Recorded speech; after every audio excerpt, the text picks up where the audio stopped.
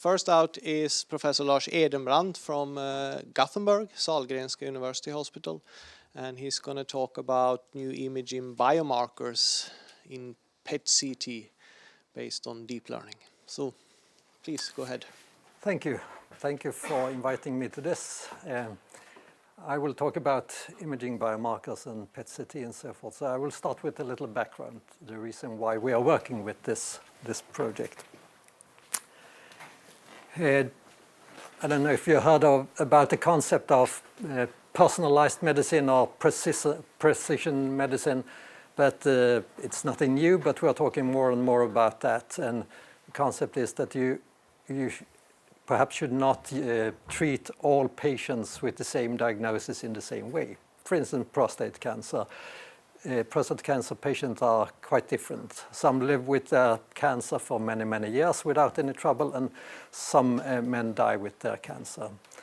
And now also when we have more and more different treatments, more and more drugs, another treatment, we want to make the treatment individualized. So therefore, we need data to have a good prognosis for each patient, to understand what type of cancer each patient has. So we are looking for what's called biomarkers to make those decisions about, for instance, treatment. One very important part of sort of the diagnostic work we do in the hospitals is sort of imaging.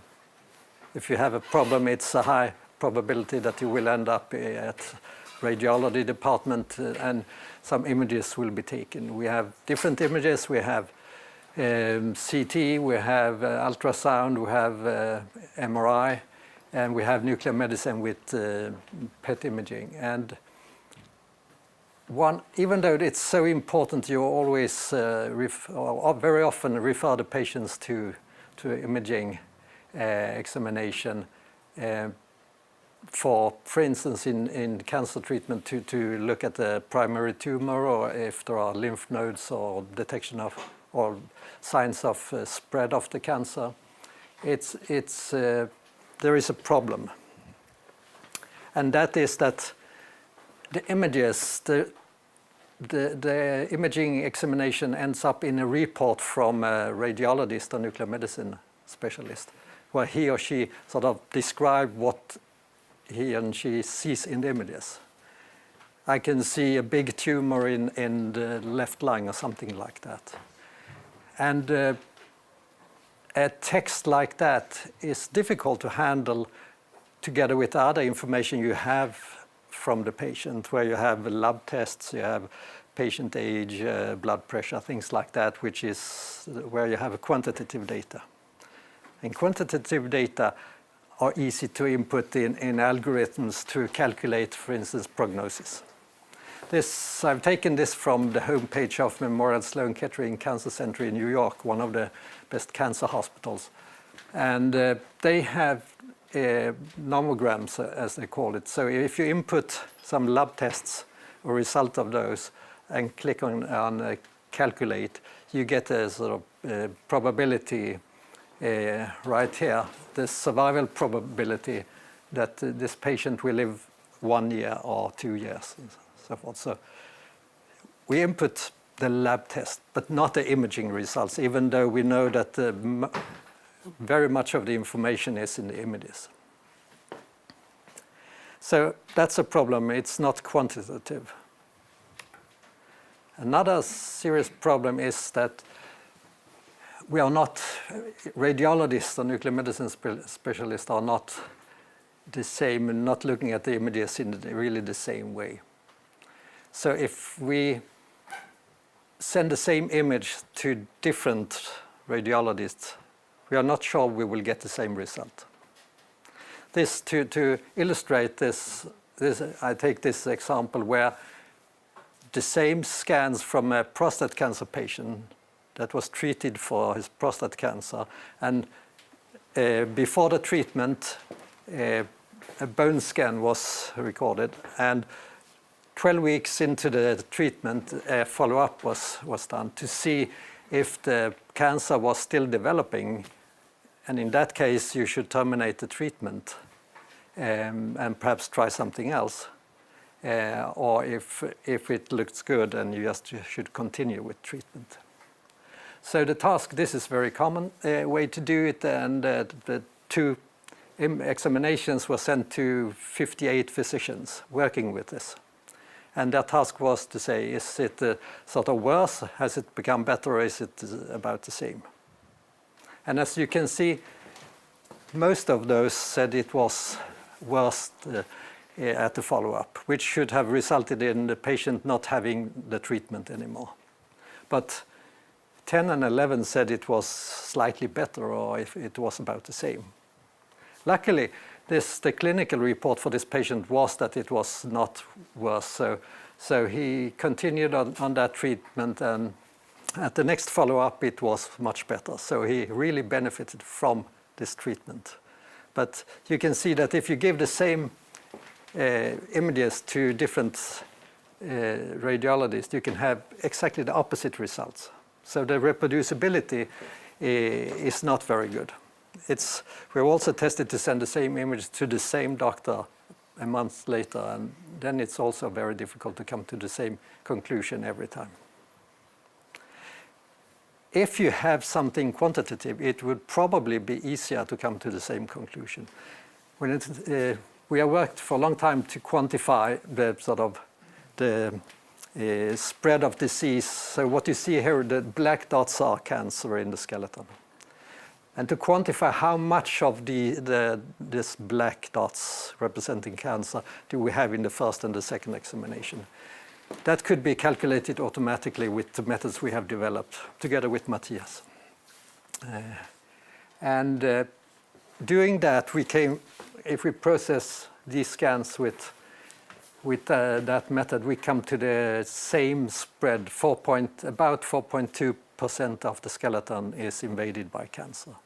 So with a quantitative measurement, it would be easier for radiologists to come to the same conclusion.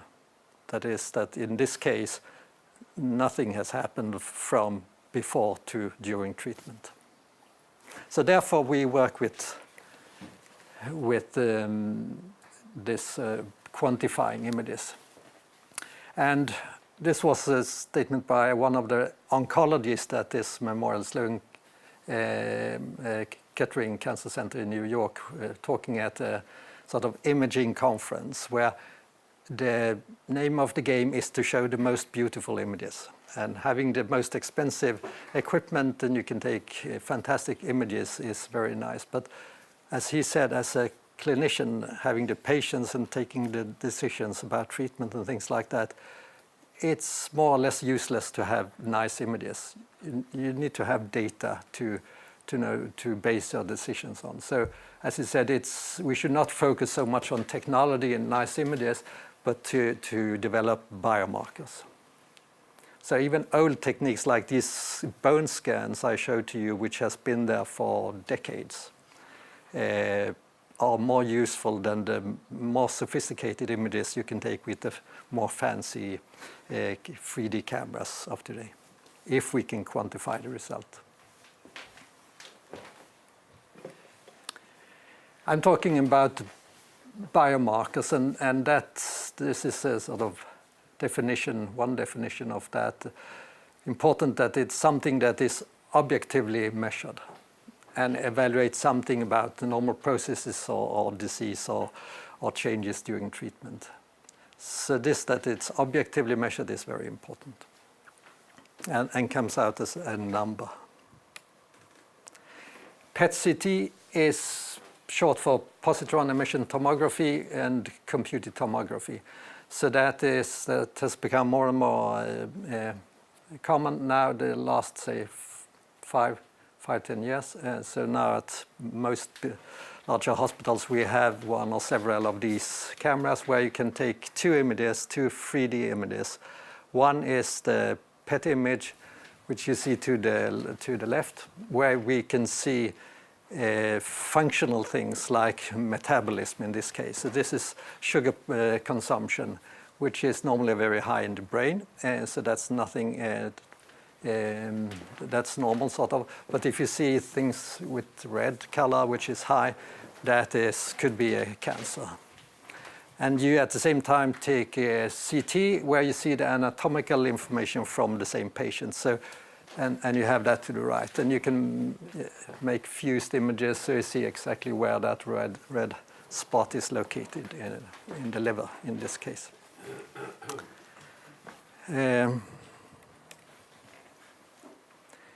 And deep learning, I'm sure many of you know much more than me on this, but that is, we are working now with very much with convolutional neural networks to analyze the images. I worked with more other neural networks together with Carsten for a long time. So we have used that in previous projects, but now it's very much deep learning and image analysis. So that's the background for talking about new imaging biomarkers in PET-CT based on deep learning. So the idea is that we should be able to input the complete two 3D images, the PET image and the CT images, into the method, and out comes a number or several numbers, but potential biomarkers that says something about the patient's disease and changes during treatment and things like that. To do something like that, you need a group. So what I'm talking about is something that mostly other people have done. We are, say, about 20 people working with this, from doctors, nuclear medicine radiologists, working with images, oncologists, urologists, working with the patients and the need they have. We are focusing very much on prostate cancer. We also have, of course, then physicists and mathematicians involved in this, very much in this project. And it's a multi-center project where we also have industrial collaboration. Eigenvision is sort of mathematicians in Malmö doing the deep learning. Exini Diagnostics is a company which was established by Lund University in 1999 to commercialize research results. So I'm a part-time employed by Exini Diagnostics, and we developed a software that can be clinically used, because there's a lot of legal regulations about software for software that should be used in the clinical setting. But I will talk about the research now. Okay, so we have some experience from previously. We started this, say, 10 years ago, something like that. Time is flying. So where we input these two-dimensional images showing the bone in the patient, and if there are cancer in the bone or in the skeleton, we can see that as black dots. And automatically we got this bone scan index that I showed to you in the previous example. We started this, as I said, a number of years ago, and at that time we used more sort of traditional image analysis algorithms and combined that with also artificial neural networks for classification and normalization and things like that. The details or the methods will most certainly change now when we're going to deep learning, so that perhaps these neural networks are doing more of these things, the tasks at once. But from my perspective as a doctor, it's not a big difference, because we need lots of data. The methods are data-driven, and we are working on my side mostly on sort of gathering as much training data as possible. And to work then with two three-dimensional data and two three-dimensional images for each patient means that it's so much more data to handle. So that has made it difficult. So we have spent quite a lot of time with just the infrastructure, how to be able to sort of work with these big images together.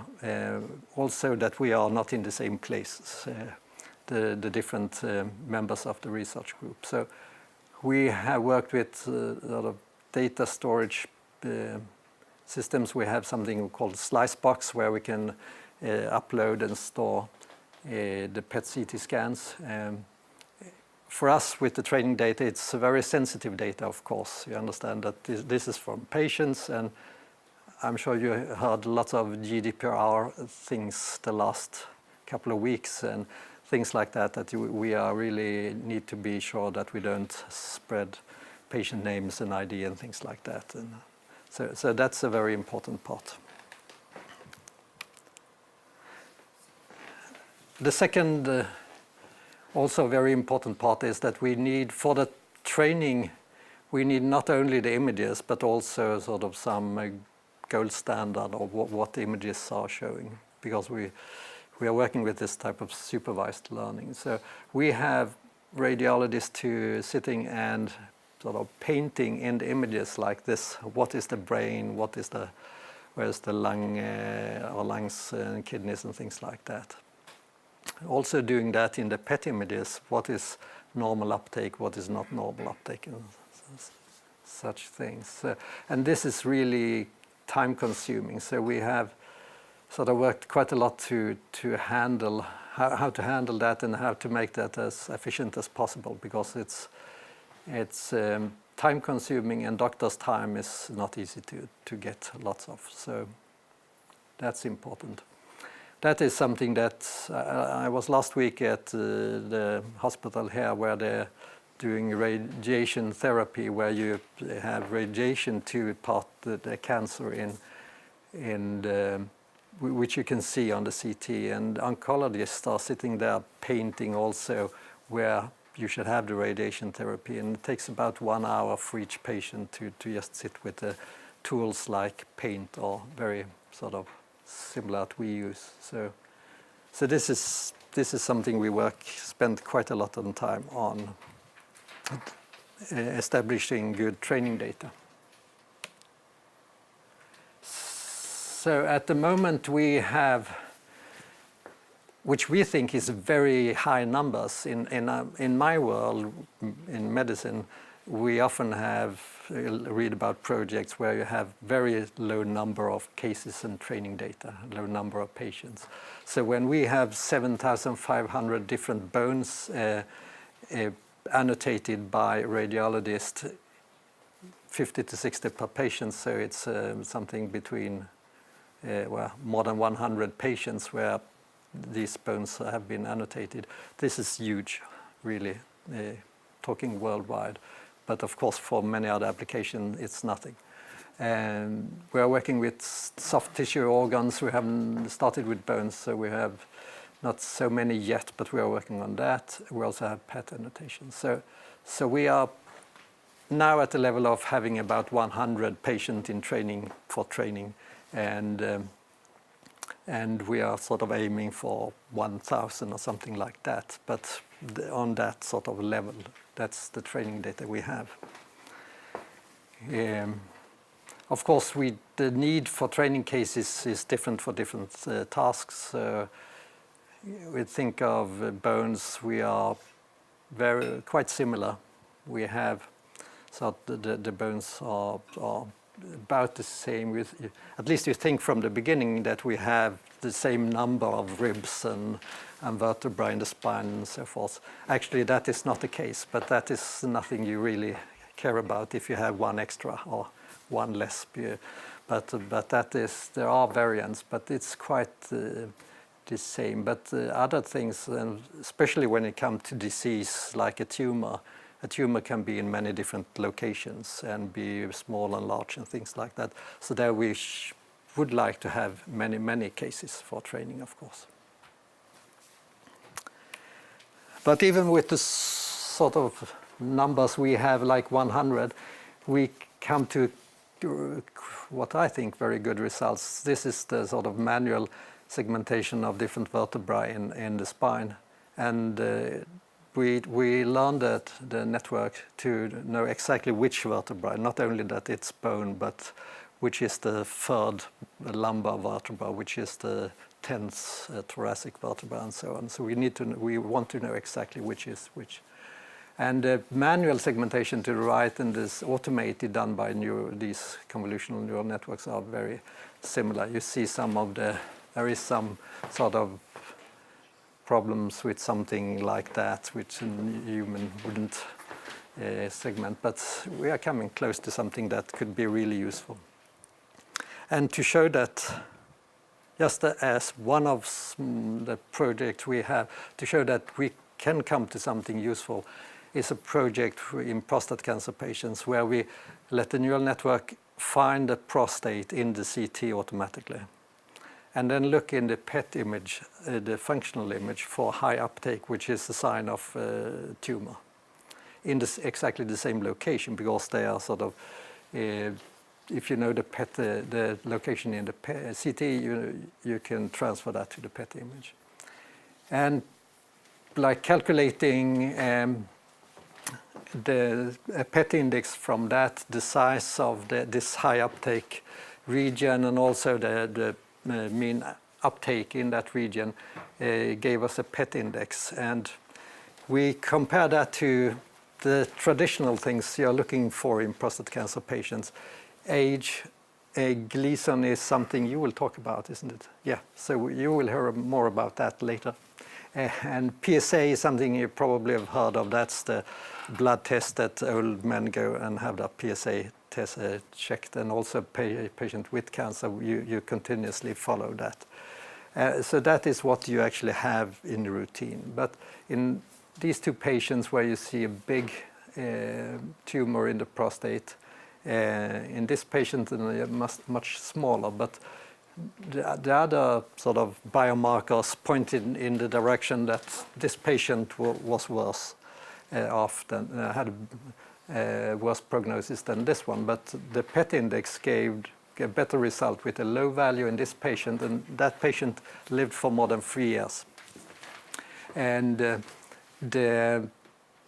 so we could show that was actually, it outperformed the traditional biomarkers. And you can see that if you take a group of patients with this PET index and look at those with a low PET index, they live on average longer than the group with a high PET index. So this early study shows that there is information, and that's not a surprise for us working with the images, because we know there is lots of information in images, but this is how a simple index from those images can be of value. Okay, so we are working mainly with sort of developing these things. Now, very shortly, I will just say that before a thing like this can be used, it has to be validated. So when we develop a biomarker, we follow a process where we sort of validate it, what we call analytically and clinically, before it's used. So the analytical validation is to answer things like how accurate is it, and how reproducible is this? If we examine the same patient the next week, will we get the same result? Things like that. Or if we have two different cameras and use both of them, will we have the same result? And things like that, simple things like that. And of course, then we need data, and that is difficult to have. So we also use phantoms, digital phantoms, because then we can produce sort of simulate patients where we put in the tumors, for instance, if it's cancer patients, in different locations. But for other things, we need patients, for instance, having a new examination after a week later and things like that. So we get a result like this. Is this reproducible, accurate, and what is this is patient study where we examine the patients 2 times. How much does the biomarker vary between these examinations? So when we have looked at that and see that we have a reproducible biomarker, we need to see if that's clinically useful, and that is to apply it to a patient group that we should use this for, and see if we have if that could be predictive of for instance, survival. So that is something we, for the bone scan index, we started, say, 5-10 years ago. We just a couple of weeks ago had this study published where we used patients from a clinical trial. So more than, or less, a little less than 800 patients were examined with this bone scan index, and we followed how the prognosis for those with low values, they survived best, and those with the highest PSI values survived, had a much worse prognosis. So now we have taken sort of both the analytical and clinical validations. So now we are coming into sort of what is something that could be clinically useful. Okay.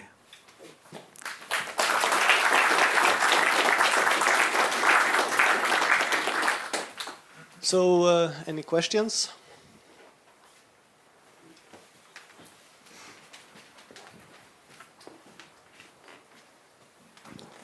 So, in the beginning you said that what matters most is data, not beautiful pictures. So, a couple of months ago we had Lars Edenbrandt here from Linköping talking about the next generation of medical imaging and stuff like that, and he was showing us how they're developing images with high resolution in time and space, higher contrast, just better images in general.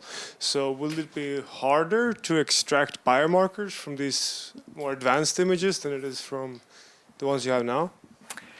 Well, probably not. I mean, the images I showed you, the bone scans that are two-dimensional and are sort of not very nice to look at, they are also difficult to interpret for a computer, sort of. So now when we're coming to 3D, it's easier to really find and quantify different structures, also cancer. So I don't say that you shouldn't work on having nicer images and better equipment and all these things. That's a good thing.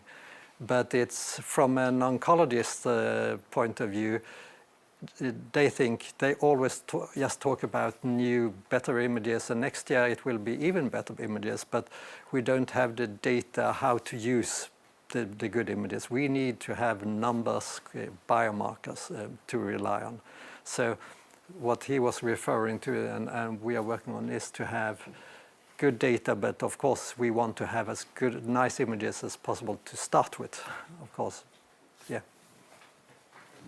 Thank you. Talking about personalized medicine, how do you assign a patient-specific treatment if you know that this patient probably belongs to this survival group? Like, is it just a dosage of a medicine, or is it like more tricky? Like, I was always interested in a step, like, okay, you can classify all your patients, but how to assign a treatment? Yeah. Like, how do you know, depending on the class of the patient, how do you know how the easy or the true answer is you don't know. So this is sort of a concept where that is something that is discussed very much at conferences for urologists and oncologists. How should we do this? Because they are doing different ways. And it's a very difficult question to answer, because you have now, when we have different possibilities, different drugs to treat with, we have every patient, or many patients, will have first drug A, and then if that doesn't work, you will have drug B, and so forth. So it's difficult to evaluate the different drugs, because traditionally you give a drug and then you just wait and see when the patients are dying in this study, and then you calculate the survival time for those who have got a drug and those who got placebo or something else. But now there will be different opinions and different doses. As you said, you can combine it in different ways and so forth, and you can do that also after a clinical trial. Patients will not just sit and wait to die. They will go to a doctor and have new treatment. So it will be extremely difficult for us. So probably we need lots and lots of data to take into account all these different sort of patterns of changing between doses and so forth. So it's, I'm not a urologist, but I understand it's a very, very good question and a very difficult to answer for them. So yeah. I was wondering if similar tools can be used to look at MRI scans. It is, oh yes, we have just started a little, but not really come close to that. But we'll work with MRI as well, yeah. Is it more complicated to do that, or? No, from my point of view, just image analysis, no. It's the same procedure we are planning that segment and do the similar things. And I think that will be very exciting. For prostate cancer, that's of course very interesting because MRI is one of the cornerstones for the diagnosis of and management of prostate cancer patients.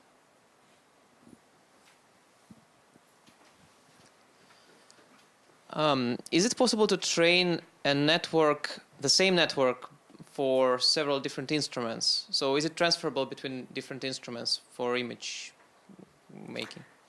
Yeah. So when we started up, we were thinking, one simple task for this new neural network. So we fed CT, and the task was to find, for instance, the prostate or a bone. But that was not the goal with the whole examination. So that was to find high uptake in the PET images in the prostate, which we can see in the CT. So now we are working, the mathematicians, and they are feeding both PET and CT at the same time to one, if you can say, one neural convolutional neural network, and with different sort of segmentations where we have segmented CT images, and that is sort of also a 3D image, and then a segmentation of the PET image where we have sort of manually segmented high uptake. So actually that will be 4 3-dimensional images, 12 dimension, isn't that so? Yeah. So it's you can feed different images and data, of course, to these. I'm not doing that, but that's how they are processing that. Yeah. Yes, let's thank Lars once more time.